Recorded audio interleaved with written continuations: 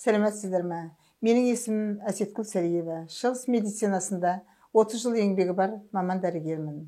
Бүгінгі видеода изжога, яғни асқазан қыжылы.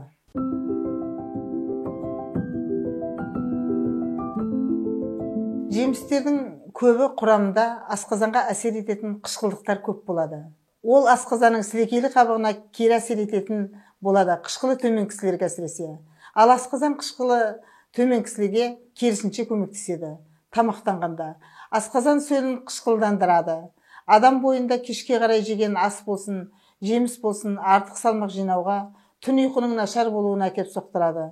Тамақтанудың ертеңгісін жеңіл аспен бастап, түсте көбірек ішіп, көп іштегенге шамадан тыс ішу зиян болады.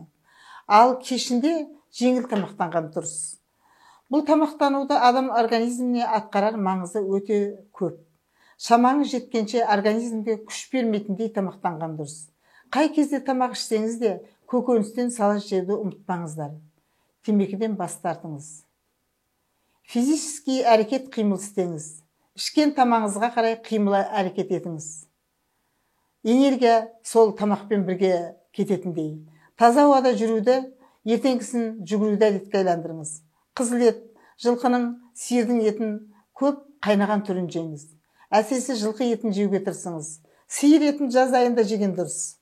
Біздің қазақтың айтатын сөзі бар: сиыр еті көп жылдық желді суықты шығарады деп. Сол сөз текке айтылмаған. Суықтық болғандықтан ыстық кезде жеген дұрыс. Салат түрін осы тамақтармен жеген пайдалы болады. Еттің қорытылуына жақсы. Көкөніс, яғни зелень. Қою жасыл жапырақты көкөніс өте пайдалы. Бұл көкөніс рак ауруының алдын алады.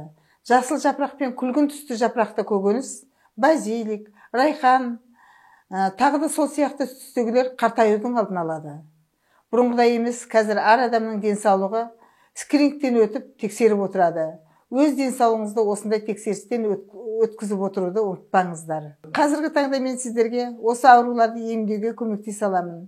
Менен көмек алу үшін осы видеоның астына нөмірлерге хабарласуға және сілтемеге өтіп, маған WhatsApp-қа хабарлассаңыз болады.